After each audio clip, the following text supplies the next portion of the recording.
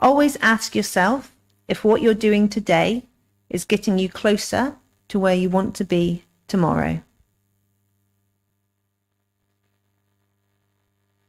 Morning, everyone. What a glorious day here it is in Plymouth. The sun is out. It's very, very warm already. Hopefully those of you online are also experiencing good weather.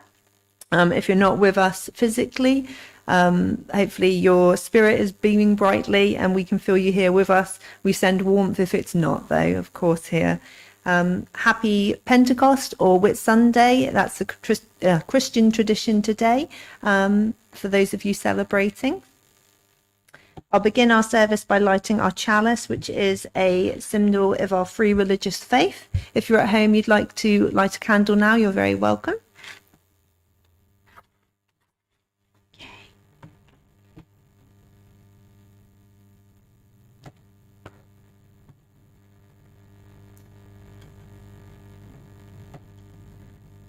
Our lit chalice signifies our commitment to one another, to support one another in our personal quests for freedom and understanding. As we share our experiences, our hopes and dreams during our time together today, may the dancing of the chalice flame remind us to likewise shine with sensitivity, respect, honesty, generosity, and love to all gathered here today, whether online or in person. I would like to invite you now to stand to sing if you're able. We sang this a couple of weeks ago when Sheila gave the service, but the lyrics are exactly what I was wishing for today. So our first hymn is Purple 33, Enter, Rejoice and Come In.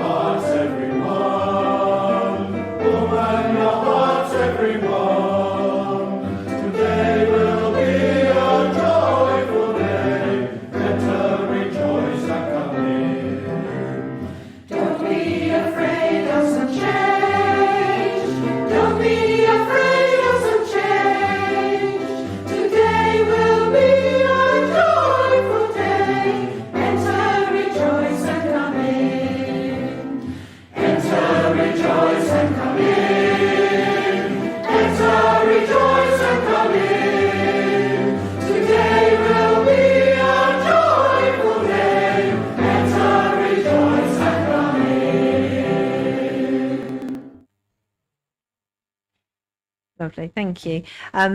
Today we're having a slightly different service to traditional. We've got a cafe style service. Hopefully those of you on Zoom can see, or did see when you were seeing the shot of the church earlier, that we've got it set up with tables and chairs and people are in small groups so they can talk, and hopefully you'll be able to engage in some conversation via the chat as well shortly. So rather than having an address today, we will spend some time pondering together. Hopefully you're all up for that. You may have been here for our last cafe style service, which was back in April, and Reverend Kate asked us what we were here for. Here as in the church, the congregation, not as in the existential, we weren't angst. Why are we here? So perhaps the reason is the same for you, for both, if you're considering that. So in addition to being asked what we were here for, we spent some time finishing the sentence, the place to be, with a word or words that we felt expressed how we felt when we were in church, what we saw our church community as being the place for. For example, I know that 3 people wrote the place to be happy. During our time today, we will be continuing on that service in a sense. I have what we wrote back in April to share with you. Reverend Kate has kindly typed them up for us. And today's service is entitled, Are You Being Served? So we will be considering that later on. I would now like to invite Gavin up to read a poem called Some Go to Church by Job Ellison.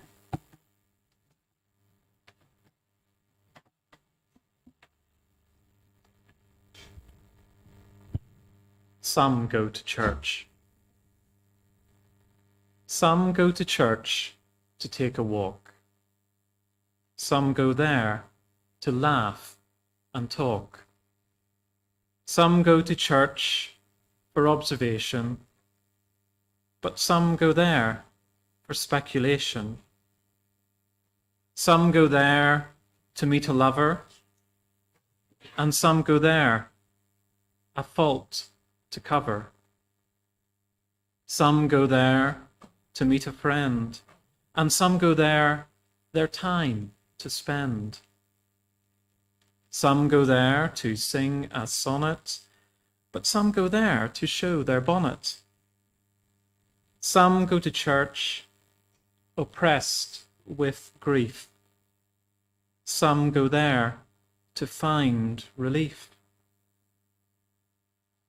Some go to hear a grand oration. Some go to glorify the nation. Some go to hear about the war, and some go to show how good they are. Some go repentant and repenting. Some go hardened, unrelenting. Some go to praise, to pray and weep, but some go there to lounge and sleep. Some go to better their condition. Some go to gain a good commission. While some go there to doze and nod, there's many go to worship God. Thanks, Gav. That's lovely. Obviously, you can tell it was from the 19th century with the word bonnet. But, you know, maybe you also wear a bonnet now, and that would be absolutely fine. So what I'd like to do now is spend some time reflecting over the comments we made during that April service. And then I'd like to invite you to share any thoughts you have after initially reading them. So as I said, Reverend Kate has kindly typed them up. For you online, I've emailed them out. If you haven't got them, send me a message in the chat and I can email them to you if you give me your email address now. So on the table, you will find copies of the session that we did called The Place to Be, and also the one called What Are We Here For?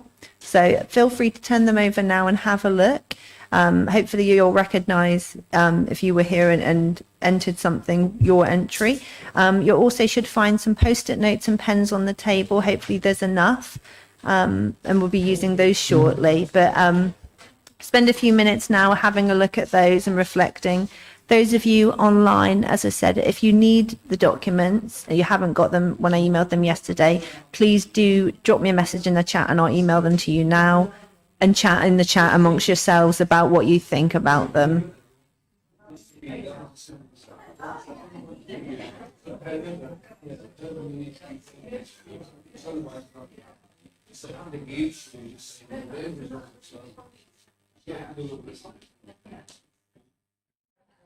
So, hi guys.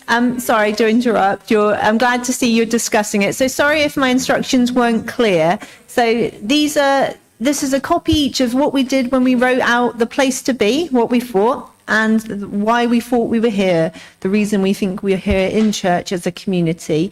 And really, I put them out there because Kate had typed them up for us after that service in April. And I thought it'd be good for us to have a look and just see what as a community, how we felt church made us feel, what we saw our purpose as being here, because obviously you would have potentially been on a table maybe with 2 or 3 people, so you wouldn't have known necessarily what everybody else had written. And I just think it's quite insightful and nice to understand, why we're all here, and to see the similarities and differences.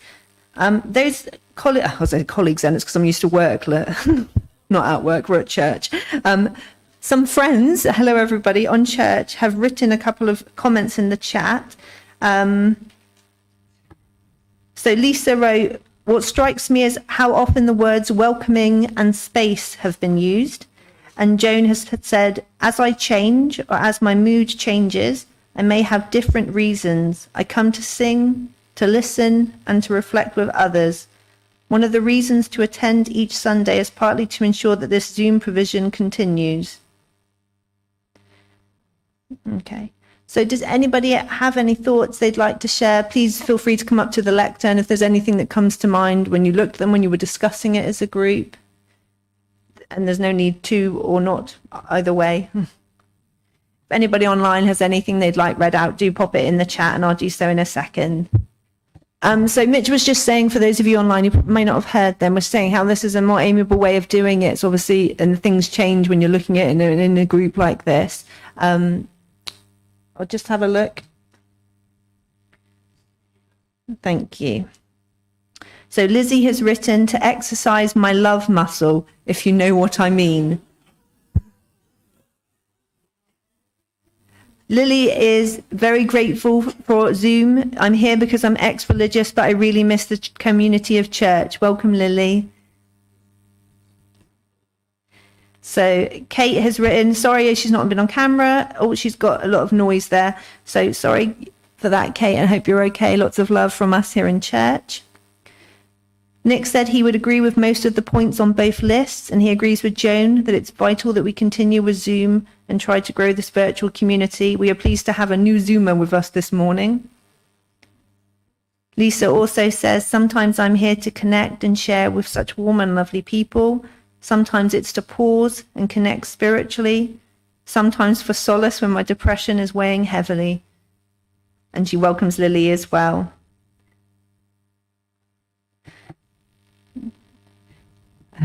Did anybody in the church want to come up and say anything? Yeah. Is that all right? Lovely.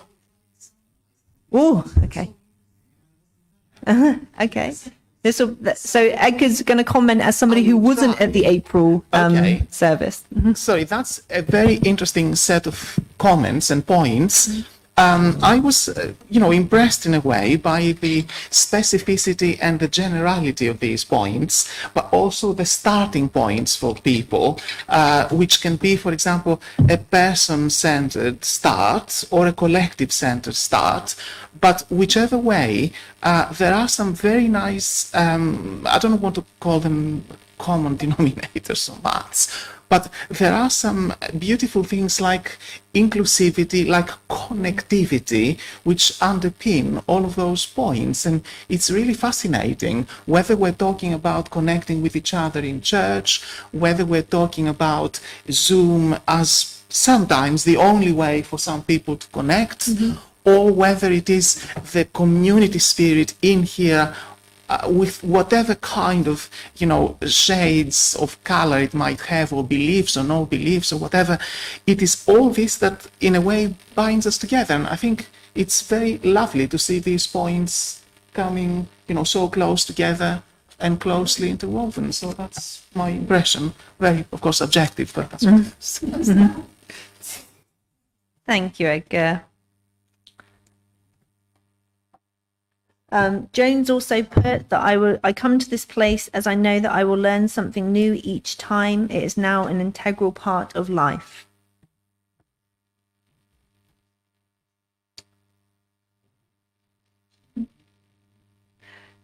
So looking at that then, so we've got the place to be, and we've got, I've forgotten the exact phrasing. Is it what we're here for, or what our purpose is, the title of the other document? What are we here for? Okay. So thinking of what are we here for and the place, what is this place to be? I would like us later on to consider the question, are you being served? How are we as a church community achieving our purpose? How are we serving your needs? How are we doing that well? What are you enjoying? What are the things that, make your soul sing, if you like? If that's a phrase that is okay for you. More comments? I'll just look at the comments a second. So Kate seconded. Oh, I see. So I love how diverse the reasons are for people, as well as the things that are similar. And Heather has said, in the past years, the company and topics have meant I go away uplifted. Thank you for sharing, guys, on Zoom. That's lovely. So keep in mind then, so later on we're going to be considering our purpose, why you're here, and how you think that's being served. But what we'll do now is have a sing song again from the Purple Book, number 68. And I think the lyrics are quite relevant. I dream of a church.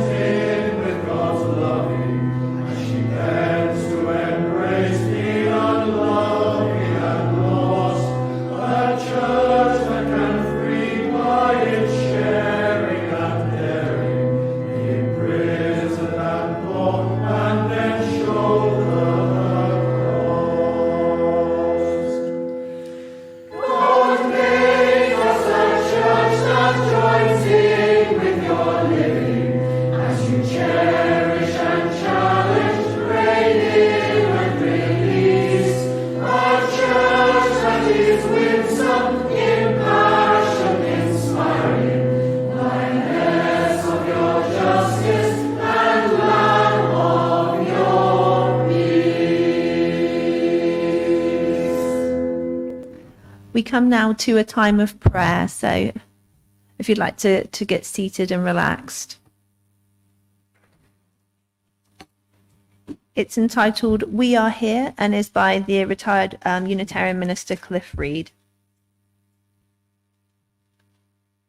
We are here, frail, flawed, and far from perfection, yet we are here.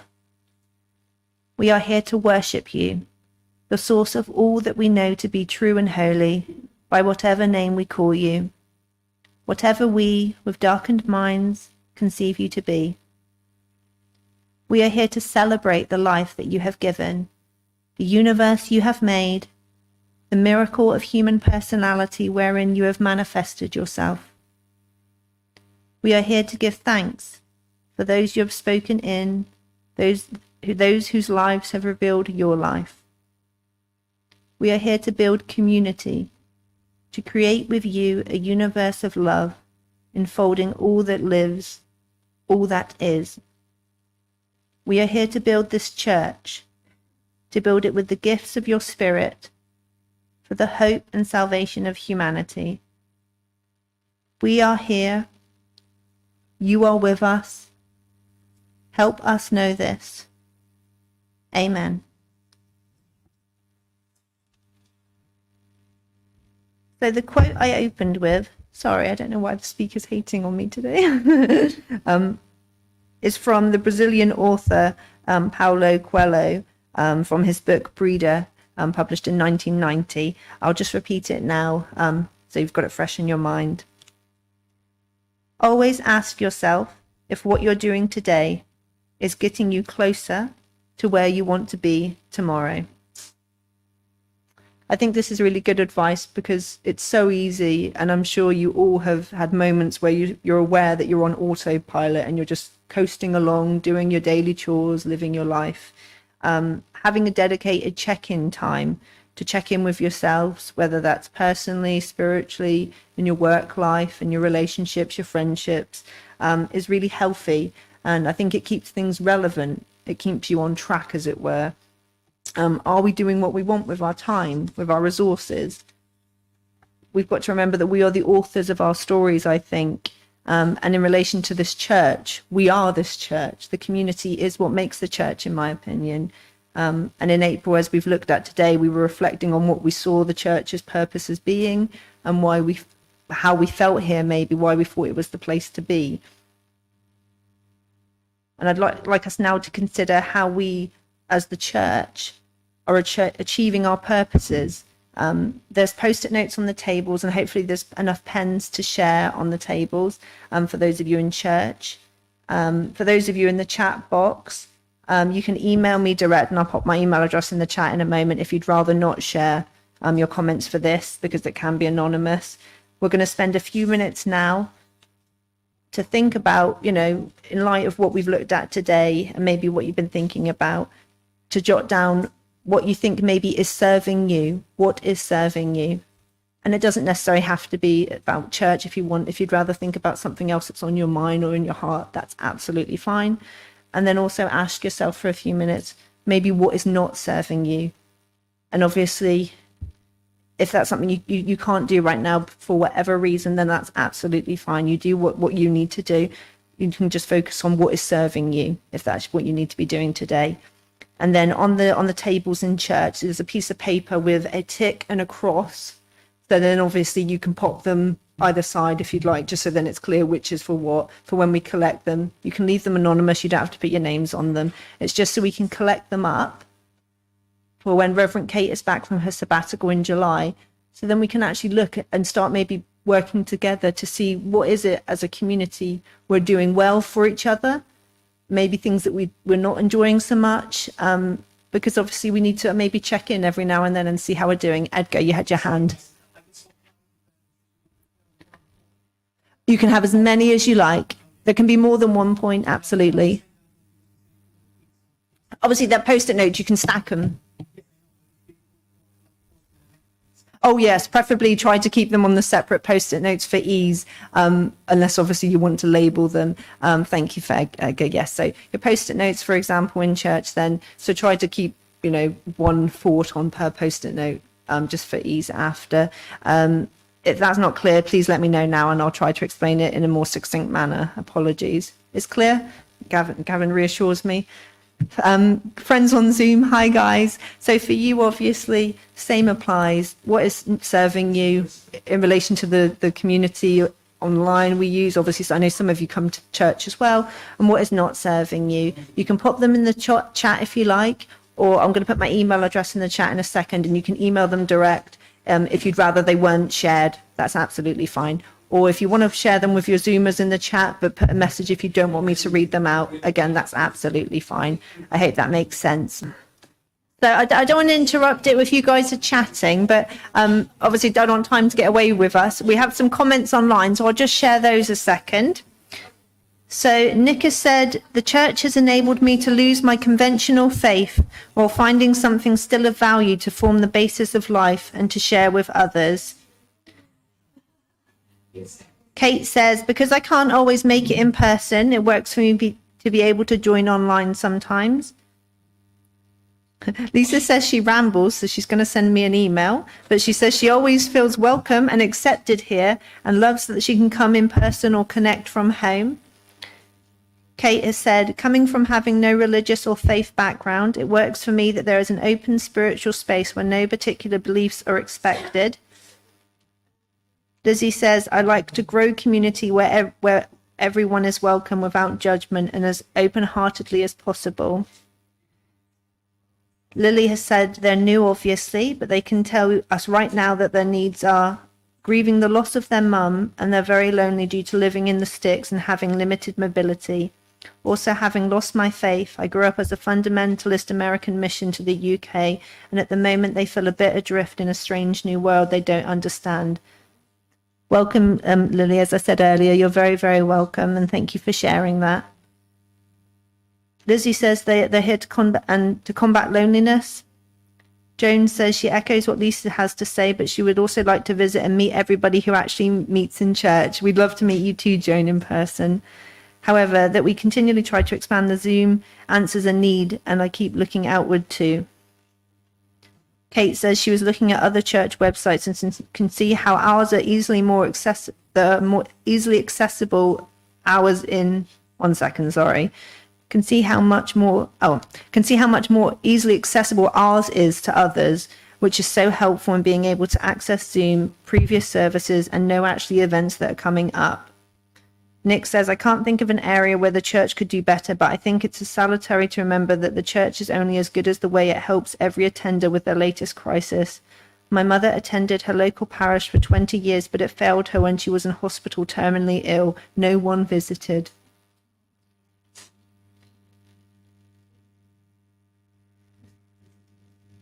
Lizzie says the Zoom is an absolutely brilliant resource. I'm just wondering if there's any way we could build on it. So there's a few thoughts from our Zoom friends. Would anybody like to share their thoughts? You're very welcome to come up to the lectern if you have any thoughts or share what you were discussing in your groups.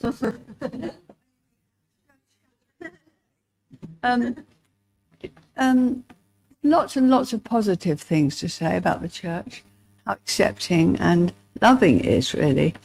And it just connects you with that loving force that's part of the universe. And every week it really nourishes you, or it does me, in lots of ways. And it does support you if you're not feeling well or you're having a problem. Everybody knows and supports you.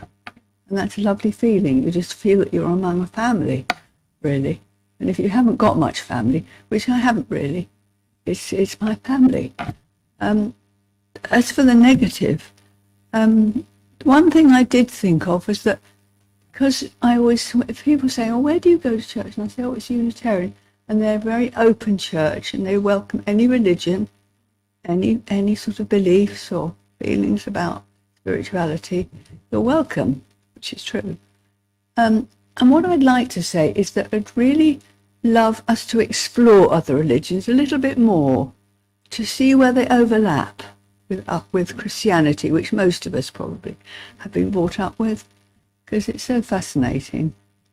Anyway, that's what I have to say. Thank you.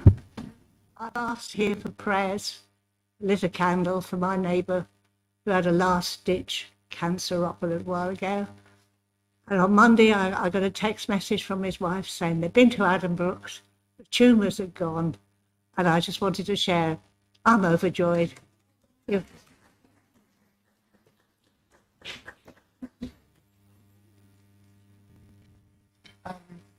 Very briefly, of course, with reference to my points, I said on the positive side how inclusive and what a spirit of loving kindness there is in the community, in the church.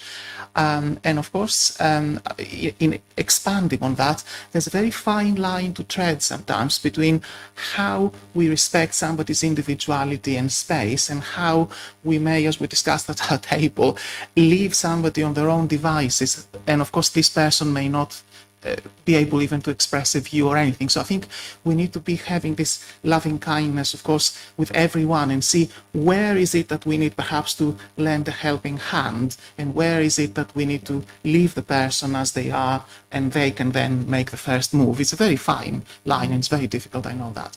Now, on the negative side, I'm going to put the blame now somewhere outside the church, and I will say that I do not personally like the contempt, disdain, and all of these negative viewpoints that some institutions in society, especially the very powerful ones, have for forms of spirituality, religion, and belief. And I do not like, from a legal point of view, the lesser protection that religion receives as a protected characteristic by the Equality Act. It is not as well protected as race, for example. And I think it is wrong. So that's my view. Okay, thank you, everybody. I hope that wasn't too arduous and you enjoyed it in some way. I'll just check online. Oh.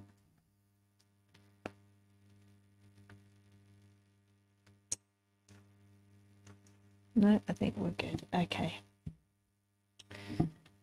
So with this kind of theme for the service, I was thinking, because we're well into the season of growth, May, as I'm sure you haven't failed to notice when you're out and about, the luscious greenery appearing in abundance. You drive past something in April and then you drive past it again and there's 2 meters of greenery out of nowhere suddenly appearing. And obviously this will continue throughout the summer. And hopefully I'm thinking that maybe the service today may encourage you to continue this kind of activity within yourself, with seeds that have been planted, thinking about what's working for you, what's not, whether in the church community, in your personal spirituality, or obviously other aspects of your life, exercise, diet, hobbies. We could all benefit from a bit of scrutiny every now and then. Are you being served? And it can be tough doing this. I know it doesn't work for everybody and everybody doesn't like doing it. It might be that you're not ready to do it, or you don't feel you need to, and that's absolutely fine. We are, of course, creatures of habit, and change is daunting and challenging at the best of times, even maybe when it's something we want to do and we want to welcome. I would say it's definitely not easy, and I'm not going to tell you it is, but I would say often it's worth it. Change is necessary and it's essential for growth. Our time and life is so precious. The world contains so much beauty and sources of joy. So we should really be doing what feels good, what we want to be doing here with our time. You may recall, those of you within the church, we set up a 3-year strategy in 2021, and that included a signpost called Increase Active Engagement, which includes a program of events to plan one and have one. And Kate introduced adopting a rule of yes for new initiatives. So if you're not familiar, the rule of yes means that if you proposed an idea which fits our general ethos and you had help from others to run it, that you could be told yes, absolutely, to trialing it. And you could be offered £50 if you needed startup costs. And I checked with Sheila the other day after a committee meeting, a secretary and chair, and nobody has tapped into that. And I think that, that's 2 years ago. And I'm just like, well, I just thought it'd be nice to remind us that we do have that rule of yes, and we are trying to increase active engagement. And I don't necessarily mean from outside in, even though obviously you often say we'd like, people from different backgrounds, we'd like different age groups, but just to remind us that within our group, there's things we can be doing and changing, to keep things different, I suppose. When I was reflecting on our celebrations to Sarah at the annual meeting last month, I was inspired by the amount that we do as a community. We do so many things for others, whilst also having fun together in worship and social events. I believe, though, that there exists untapped potential and strength in this community. We all have something to offer. And with support and encouragement, I am sure we can continue to grow as a community. And I would like us to plant seeds as a community for our community. How would you like the church to grow? Do you have any ideas or dreams for the church? Perhaps you have ideas about things we could do differently, or a suggestion for a service theme or a series, maybe. What Caroline was then saying about other religious beliefs. There's no reason why we couldn't focus on different faith groups, in a quarter, or whatever you'd like. This is our church. What would you like it to look like? Maybe there's something the community used to do that you'd like to be reintroduced. I know a few of you have mentioned before about a mindfulness that was used to be regularly held, and that slowly dwindled, but a few of you talk about missing it. If that's something you could start again, perhaps. I believe together we can achieve amazing things. So now if you'd like to jot down anything your heart suggests, it can be a small thing or something completely outlandish. If we don't plant the seed, it's never likely to grow. Those of you online, again, feel free to share in the chat or email it to me. Whilst considering what seed you'd like proposed, we will have a minute or two of silence and a minute then of Gregorian chanting by the monks of Buckfast Abbey, which a few of you I know that we're all going for a carvery after service today to Buckfast Abbey. So for those of you who aren't joining us, enjoy the monks now. Thank you. we can have a moment of silence first and then the monks. But obviously then take a few minutes if you'd like to write something down. Don't feel you have to.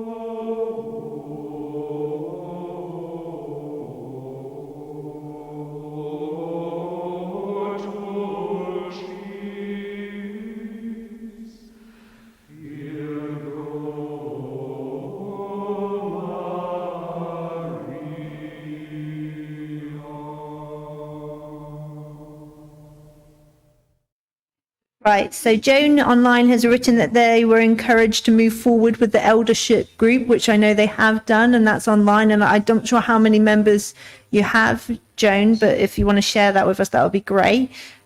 Kate says she was thinking about running a compassionate living focused workshop ages ago and didn't go forward with it, so I'll give that more thought.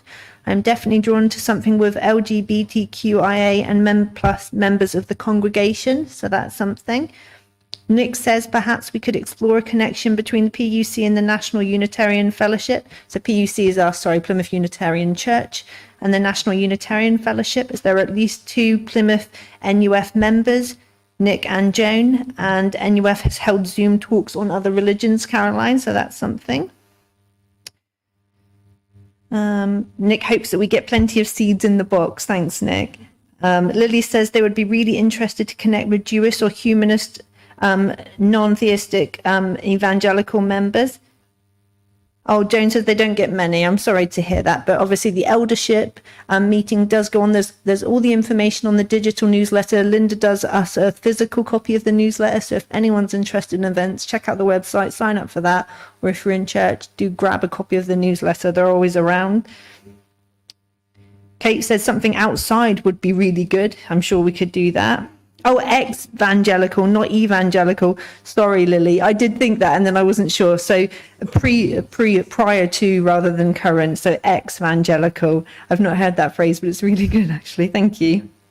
Right. Does anyone want to share anything? No need to do so if you don't wish to. Yeah, Gav, come on down. In my last congregation, we were always a bit iffy about the pulpit and the raised area. You know. I suppose for me, and it came out and it emerged more strongly in the conversation we were having at our table. Well, for me anyway. I suppose the seed I'd love to plant is really just a huge culture of gratitude. I think that this is really unique in society, isn't it? Where we have people coming together and willing to serve one another as best we can. It's really, really rare. I was at, a National Trust property yesterday, because that's what I do for giggles in my free time. And they were talking a lot about this amongst the volunteers, how, there's declining volunteerism and people, for whatever reason, no judgment, choosing not to give as much to society as what they perhaps maybe would have in the past. But yet, here, in this space, with people turning up every Sunday, either in person or online, willing to serve as best they can the people who are in the spaces that they occupy. And it's like, for me, that's amazing that people are freely choosing to come and do this sort of thing. And I suppose one thing I'm mindful of, and I suppose, I don't know if it's a ritual or not, but a ritual of gratitude to those who are turning up every week or whenever they can to just serve the other people in this space. And I just think it's amazing. I think that this churches are amazing in that respect. So I suppose the seed I'm looking to plant is just that culture of gratitude and just saying thank you to each one of you for what you give to the space.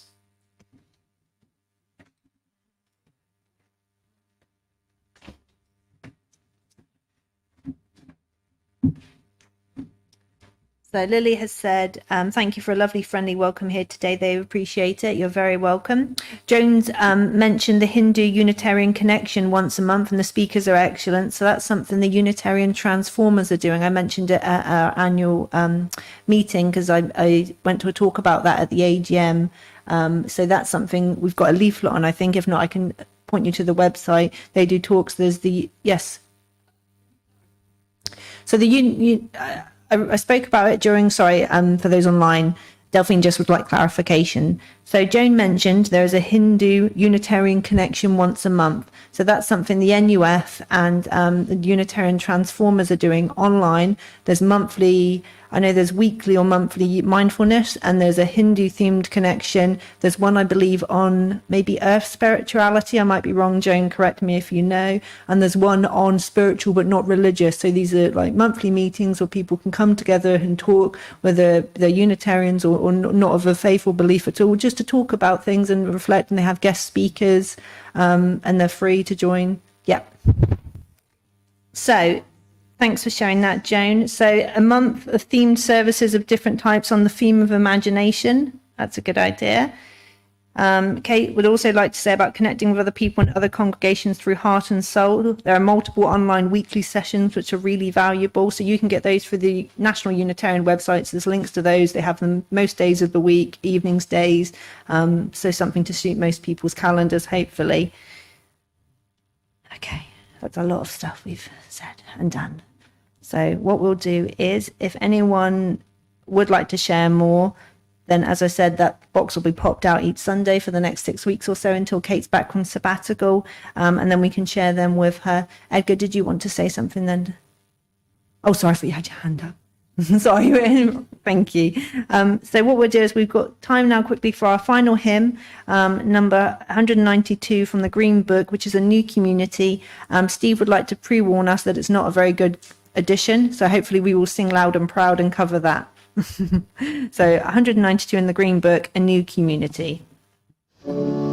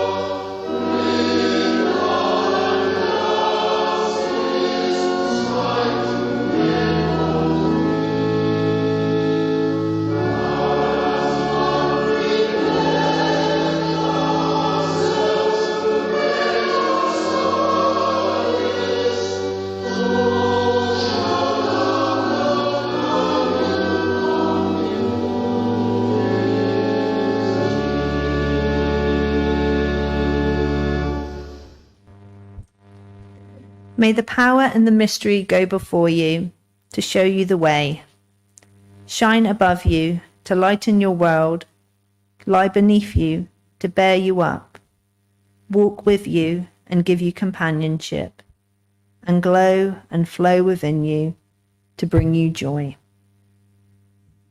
Amen.